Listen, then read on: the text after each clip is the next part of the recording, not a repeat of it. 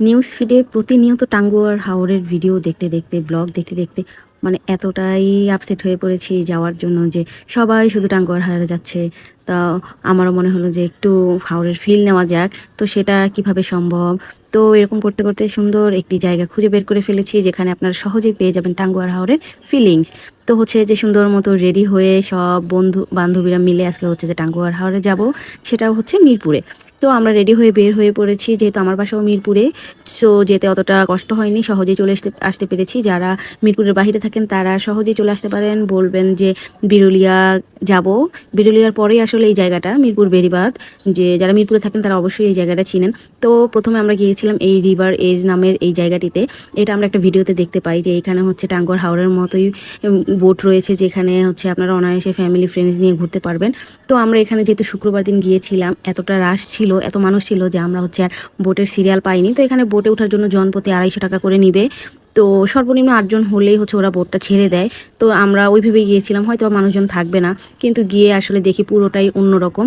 তো আমরা আর ওখানে জায়গা পাইনি, ওখানে রেস্টুরেন্ট আপনারা চাইলে খেতেও পারবেন। তো আমরা এত মানুষের ভিড়ের জায়গা পাইনি দেখে ওখান থেকে চলে এসেছি। তো যেহেতু আমরা বোটে ওঠার জন্য গিয়েছি, এখন যদি বোটে না উঠে চলে আসি তাহলে কি হয় বলুন।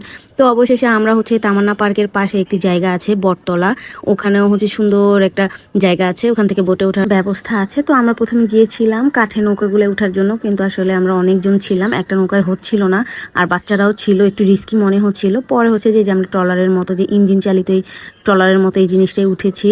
যে আমরা প্রায় 10-12 জনের মতো ছিলাম, তো আমাদের একটাতেই হয়ে গিয়েছে। তো উঠেই আসলে আমরা ছাদের উপরে উঠে গিয়েছি, এত সুন্দর ভিউ আসছিল, এত চারদিকে এত সুন্দর। আর আমরা সন্ধ্যার আগ মুহূর্তটাই ছিলাম বিধে মনে আর একটু বেশি সুন্দর লাগছিল। একদম কোলাহলপূর্ণ জনজীবনের বাহিরে গিয়ে কিছুটা সময় পার করা আসলে খুবই ভালো লাগছিল। ফ্রেন্ডস অ্যান্ড ফ্যামিলি নিয়ে এইসব জায়গায় ঘোরার মতো সুন্দর একটা প্লেস। তো আমরা একটু বাদাম নিয়ে গিয়েছিলাম, বাদাম খাচ্ছিলাম, তারপর এখানে যে যার মতো ফটোশ্যুট নিয়ে ব্যস্ত।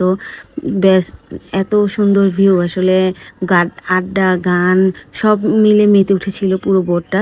তো খুবই সুন্দর একটা এক্সপিরিয়েন্স ছিল। তো আপনারা যদি চান ফ্রেন্ডস অ্যান্ড ফ্যামিলি নিয়ে সুন্দর মতো এখানে গিয়ে ঘুরে চলে আসতে পারেন খুবই কম টাকায়। তো আমাদের বোটটা হচ্ছে 1 ঘন্টার জন্য ভাড়া পড়েছিল 1100 টাকা। তো আপনারা এখানে একটু দামাদামি একটু বার্গেনিং করতে হবে, না হলে হচ্ছে যে বেশি নিয়ে নিবে।